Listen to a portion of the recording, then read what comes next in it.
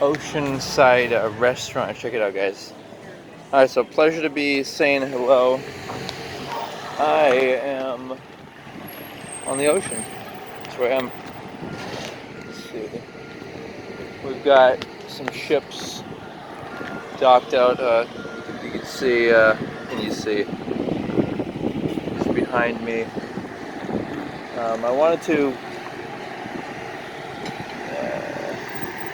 I wanted to talk about the reason why there's this um, ensuing drama and kind of harassment and complications with sex topics like breast, penis, vagina. The reason for it is because people haven't thought about it and they haven't really contemplated it. It's actually difficult to obviously maintain erection with a larger penis. With a vagina, is it such a good thing to have a big vagina? These are questions that might arise. Also, sexual compatibility. Are people too big or small? It's all suitable questions to ask, but the real issue, okay, is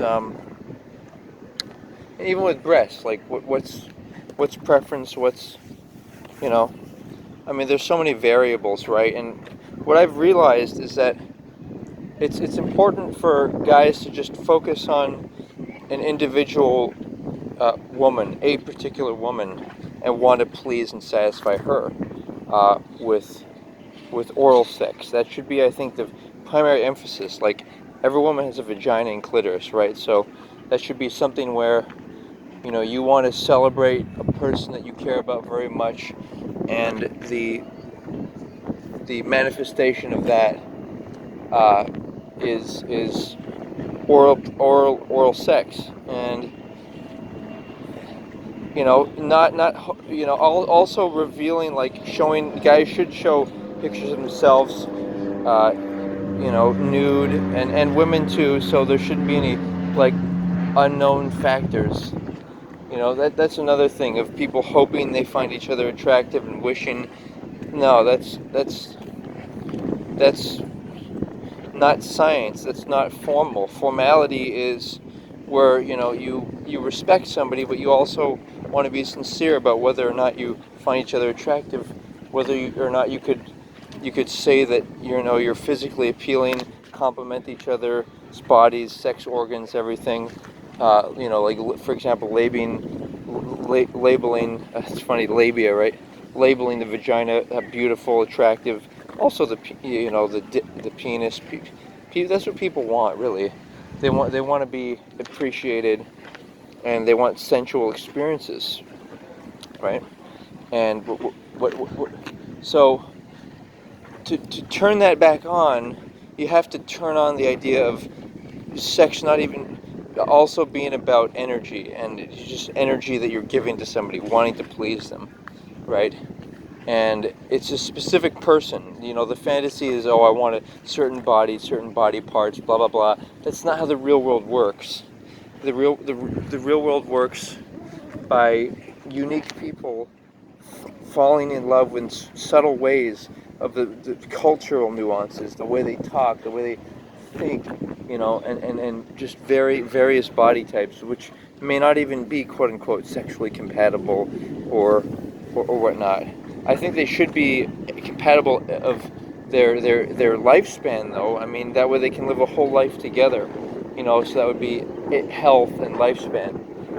That considered, though, like I was saying, guys, it's enter away from the fantasy of Hollywood or pornography and into the reality of people are unique circumstances, and want good for people, but want a dream mate for them, and that's where the real power is. You give away all your power if you give it to random people.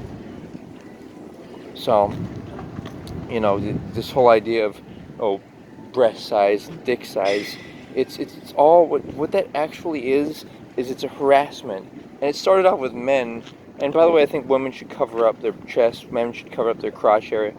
But it's like it started out with men saying all this stuff about breast size, which is actually quite rude. You know, it really, really is not appropriate, and it's antisocial. It's sexual harassment, right? But we need to bring that to awareness and realize that that's the exact same thing women are doing to men now. I think with this penis size. Um, the point being that you know, these pornographers and all these people involved, they're not people worthy of envy. Like, they're people who are in perverted situations where there's no true love involved. Like, it's great if a couple has attractive bodies. You know, you might even invest in them for them to have children if you don't find your body attractive, such that your future incarnations will bear the traits and qualities of that particular couple. But that's how we flip it over from ego of self, of, oh, I'm alone, I'm this body, to realizing that we're all a collective and we can all look at humanity and how we can improve it in playful ways and essentially play God. You know, that's the level I'm dealing with, guys. And so, you know, want to be open and honest with the right person. Like, if you start to find out you have a lot of interest, send some emails with more personal details and your, naked pictures, stuff like that. Do that. Don't leave anything, to unknown. Want somebody who likes you. Want somebody who can have a mutual physical attraction to you, but also, most importantly, cerebral. And don't feel bad if your body's not attractive. Just realize it's not time for your dream mate, and in this lifetime. But use this life to improve the world. So in 100 years, you'll be in your next lifetime, and then you can have a dream mate. Then, that's the level I'm dealing with. I'm dealing on with a bigger time scale, time span. So let's go there. Aloha, guys. Take care.